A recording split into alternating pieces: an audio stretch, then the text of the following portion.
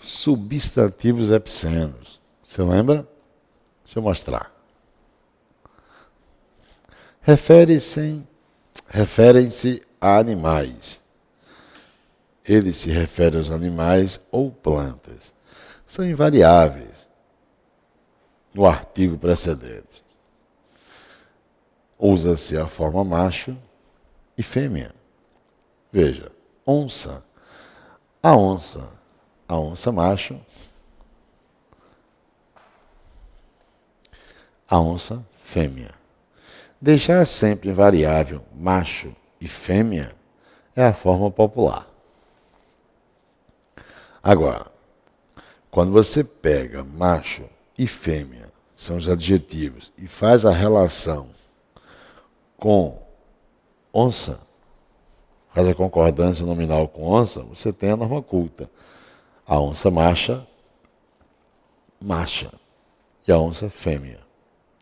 Como onça é feminino, então macha se flexionou para o feminino.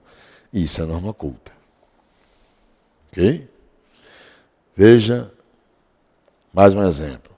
O jacaré macho, o jacaré fêmea. Isso aí é o quê?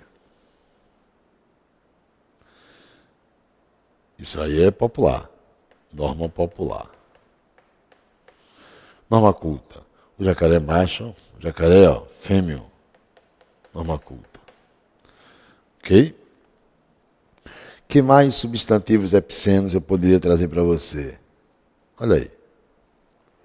O mesmo raciocínio vai ser com girafa, águia, cobra, tatu, borboleta, canguru, caranguejo, crocodilo, formiga, mosca, pernilongo, piolho, rã, urubu, zebra.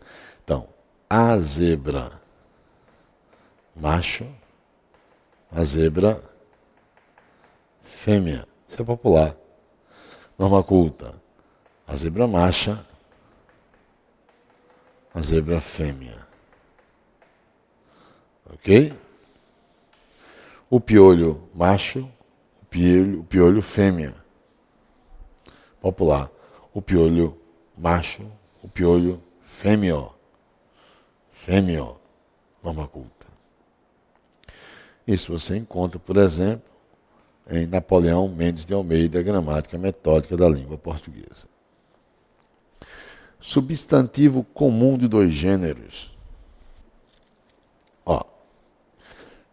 O dentista. Mas eu posso dizer a dentista. O jovem, a jovem, ou um jovem, uma jovem, comum de dois gêneros. Colega. E o adjetivo italiano vai me dizer, colega italiano, colega italiana, vai me dizer se é homem ou mulher. Então existe o substantivo comum de dois gêneros. O artigo, o adjetivo é que denuncia cada um se eu tenho o homem ou a mulher.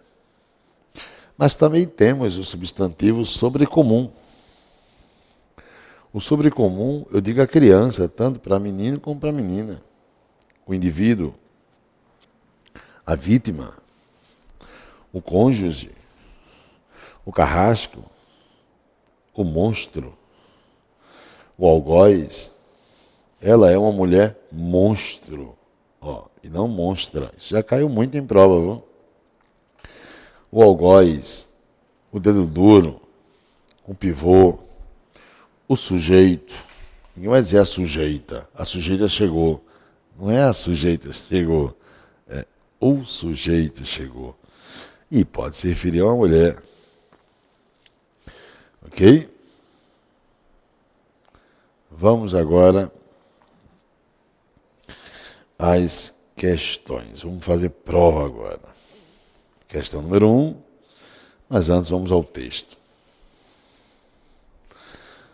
Pacifistas que se sentam na frente de bases militares a fim de impedir que armamentos sejam deslocados ecologistas que seguem navios cheios de lixo radioativo a fim de impedir que ele seja despejado no mar. Antígona, que enterra seu irmão. Em todos esses casos, o Estado de Direito é quebrado em nome de um embate em torno da justiça. No entanto, é graças a ações como essas que direitos são ampliados, que a noção de liberdade ganha novos matizes. Sem elas, certamente, nossa situação de exclusão social seria significativamente pior.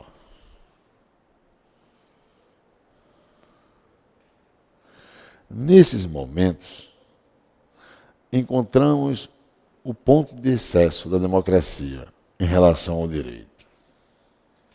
Uma sociedade que tem medo desses momentos, que não é mais capaz de compreendê-los, é uma sociedade que procura reduzir a política a um mero acordo referente às leis que atualmente temos e aos modos que atualmente temos para mudá-las. Terceiro parágrafo. No fundo, esta é uma sociedade que tem medo da política e que gostaria de substituí-la pela polícia. Pois a violação política nada tem a ver com a tentativa de destruir física ou simbólica, com a tentativa de destruição física ou simbólica do outro, do opositor, como vemos na violência estatal contra setores descontentes da população ou em golpes de Estado. Antes, ela é a força da urgência de exigências de justiça. Eu pergunto, qual é a referenciação desse texto? Qual foi a progressão dada ao texto? Bem, veja que o texto começa com o substantivo pacifistas. Ok? E veja que o que segue à direita, que é uma oração adjetiva restritiva, veja que ele está em ação bélica. Pacifistas que se sentam na frente de bases militares, a fim de impedir que armamentos sejam deslocados. Eu pergunto, tenho ou não tenho uma sintaxe de tensão? Tenho. Ecologistas que seguem navios cheios de lixo radioativos, a fim de impedir que ele seja despejado no mar. Eu tenho ou não tenho ideias opostas? Sim, também tenho.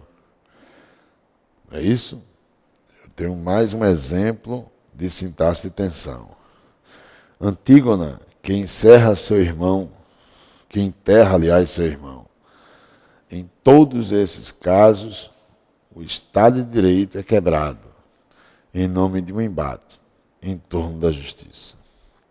Quer dizer, o texto começa com 3 exemplos expressivos de sintaxe de tensão de ideias contrárias.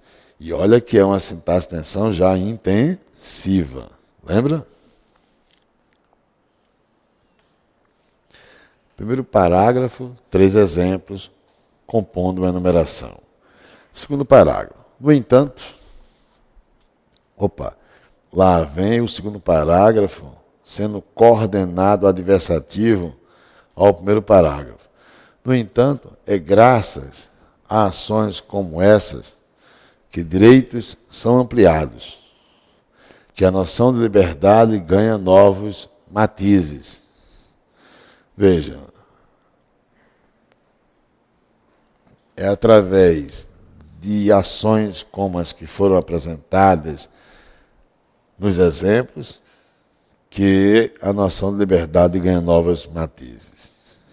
Sem elas, certamente, nossa situação de exclusão social seria significativamente pior.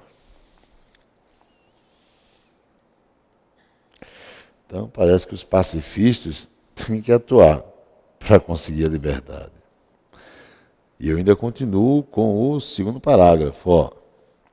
Nesses momentos, encontramos o ponto de excesso da democracia em relação ao direito.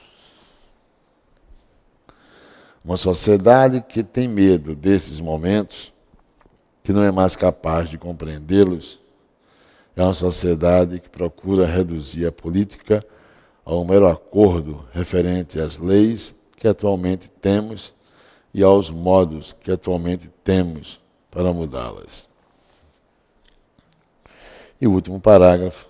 No fundo, esta é uma sociedade que tem medo da política e que gostaria de substituí-la pela polícia. Pois a violação política nada tem a ver com a tentativa de destruição física ou simbólica do outro, do opositor, como vemos na violência estatal contra setores descontentes da população ou em golpes de Estado. Veja que o texto é completamente uma sintaxe-tensão, né? Antes, ela é a força da urgência de exigências de justiça. E aí tem referências sobre o texto. O que é que a prova quer? Vamos ver. Primeira questão.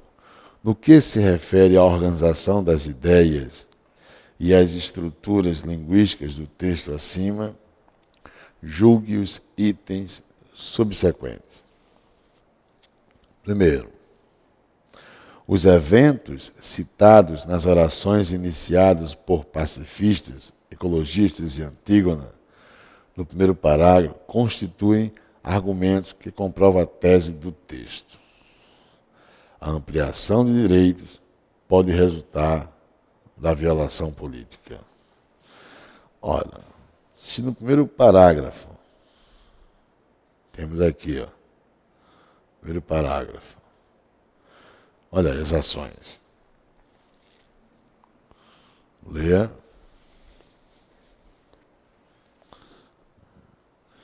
Essas ações no texto representam uma figura de construção da argumentação, que é a exemplificação. Ok? Você tem a exemplificação. Ok? Ele diz, em todos esses casos, o Estado de Direito é quebrado em nome de um embate em torno da justiça. E lá no final, o que é que ele diz? Deixa eu ver. Olha o que está no final.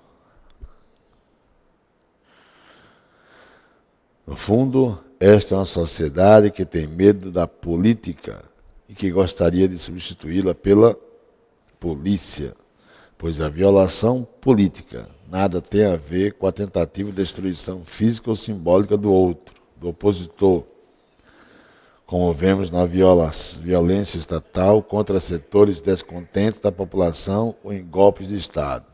Antes, ela é a força da urgência de exigências de justiça. O que a questão quer? Os eventos citados constituem argumentos que comprovam. Quando ele diz que comprovam, é porque você tem que verificar que existe objetividade na exemplificação, ok? A tese do texto, a ampliação de direitos pode resultar da violação política. Verdadeiro, né? Não é isso? Pode resultar da violação política. Esse finalzinho se encontra aqui, ó. Está vendo? No terceiro parágrafo. A violação política nada tem a ver com a tentativa de destruição física ou simbólica do outro, do opositor, mas que você encontra na violação estatal contra setores, né? Mas não encontra nas ações dos pacifistas. Ok? Ótimo. ponha verdadeiro. Segunda questão.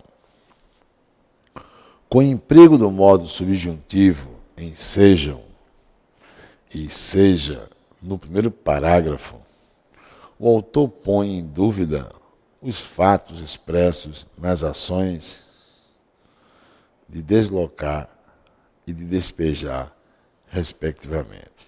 Olha, nós sabemos que o modo indicativo comunica certeza, não é isso? E que o modo subjuntivo comunica dúvida. Então, sejam é modo subjuntivo. Então, se é modo subjuntivo, você tem incerteza. Ok?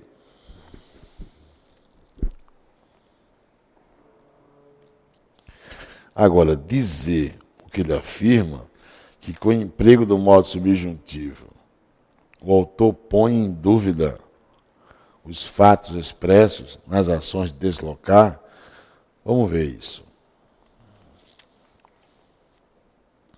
Primeiro parágrafo.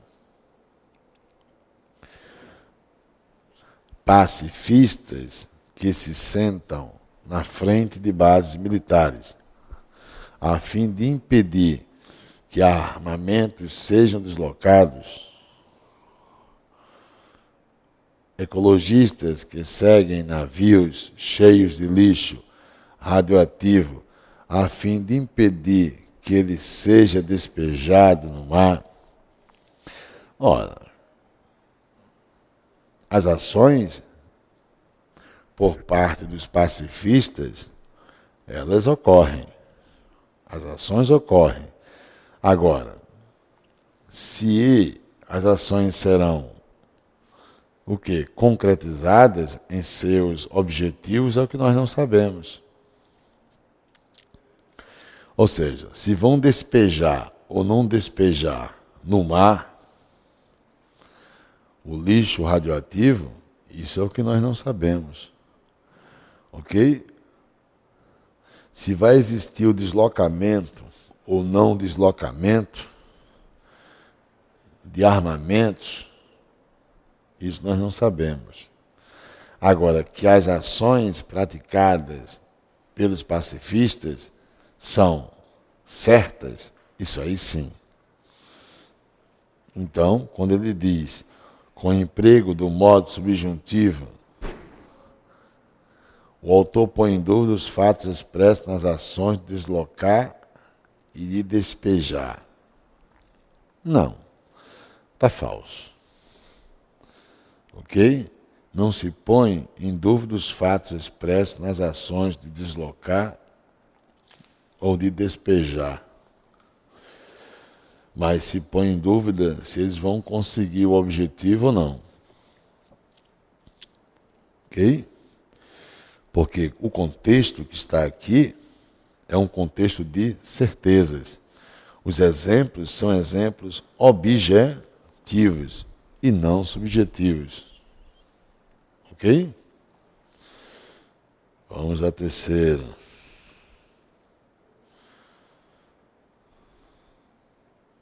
No texto, a expressão nesses momentos retoma o tempo de acontecimento de ações como essas. Início do segundo parágrafo. Vamos ver?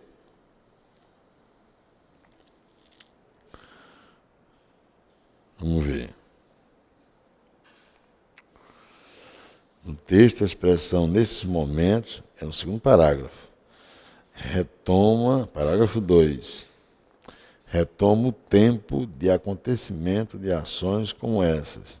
Início do parágrafo 2. Deixa eu ver. No entanto, é graças a ações como essas que direitos são ampliados, que a noção de liberdade ganha novos matizes.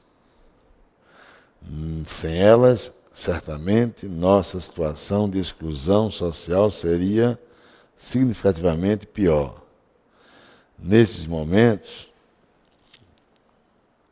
encontramos o ponto de excesso da democracia em relação ao direito. Uma sociedade que tem medo desses momentos. O que seriam nesses momentos? Seriam ações como essas, que foram mencionadas aqui em enumeração. Então, em elemento de coesão textual, você tem ações como essas, retomando os exemplos, e nesses momentos, retomando justamente a mesma referenciação. E ele diz que nesses momentos retoma o tempo de acontecimento de ações como essas, no início do segundo parágrafo, que por sinal retoma os elementos da enumeração. Perfeito. Verdadeiro. Põe o verdadeiro. Questão número 4. No parágrafo 2, a vírgula empregada depois de momentos tem a função de marcar o início de uma inserção, de uma explicação adicional para a caracterização de uma sociedade. Bem, parágrafo 2. Está aí. É aqui, ó. Nesses momentos, vírgula. Essa vírgula aí. Aí encontramos o ponto de excesso da democracia em relação ao direito. E ele está dizendo o quê? A vírgula empregada depois de momentos tem a função de marcar o início de uma inserção, de uma explicação adicional para a caracterização de uma sociedade. Vamos ver. Nesses momentos, encontramos o ponto de excesso da democracia em relação ao direito. Uma sociedade que tem medo desses momentos, que não é mais capaz de compreendê-los. Veja que está verdadeiro. Veja que há uma vírgula após momentos aqui e há uma vírgula após momentos aqui. Ok? E veja que após a vírgula do segundo momento, e o momento é o mesmo, nesses momentos encontramos o ponto de excesso da democracia em relação ao direito. Uma sociedade que tem medo desses momentos, são os mesmos momentos, mesmo referente. Então, o momento segundo representa o momento citado no começo da tela. Em seguida vem um pronome relativo. O pronome relativo lembra o quê? A oração subordinada a adjetiva. Não é? Esse que aí que eu pintei de amarelo é a oração subordinada adjetiva. E é uma explicação que segue. Está com a vírgula. Está pontuada a oração adjetiva. Que não é mais capaz de compreendê-los. Quando a questão diz a vírgula empregada depois de momentos tem a função de marcar o início de uma inserção, de uma explicação adicional para a caracterização de uma sociedade. Que não é mais capaz de compreendê-los, isso é uma oração subordinada adjetiva.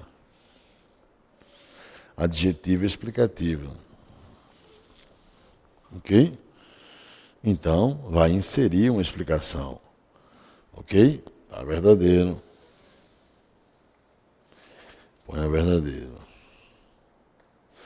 Quinto, preservam-se as relações entre as ideias, bem como o respeito às regras gramaticais, ao se escrever os compreender em lugar de compreendê-los, e as mudar em lugar de mudá-las. E aí? Isso no Final do segundo parágrafo. Deixa eu ver.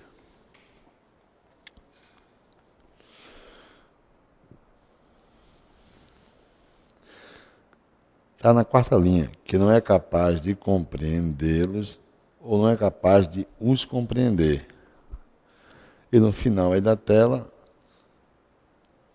referente às leis que atualmente temos e aos modos que atualmente temos para as mudar. É isso que ele quer. Veja que não existe termo atrativo. Deixa eu mudar o piloto. Não existe termo atrativo. Aqui é uma ênclise. Eu poderia usar uma próclise, porque não é termo atrativo, capaz de os compreender. Para as mudar, mesma coisa. Para é preposição, não é termo atrativo. E ele diz que há de se preservar as relações entre as ideias, bem como o respeito às regras gramaticais, ao se escrever os compreender, em lugar de compreendê-los, e as mudar, para as mudar, lembra? Em lugar de mudá-las. Bem, a regra é simples, está verdadeiro. Se o termo anterior não for termo atrativo, ora, eu uso próclise, que é no contexto que eu estou vendo, e eu uso ênclise, indistintamente. Ok? Poderíamos usar próclise, verdadeiro. Agora, se o verbo estiver no futuro e o anterior não for atrativo, eu vou usar também próclise ou mesóclise. Agora, sempre a precedência vai ser da mesóclise, e se o verbo não estiver no futuro, a precedência da ênclise. Ok? Até o próximo bloco.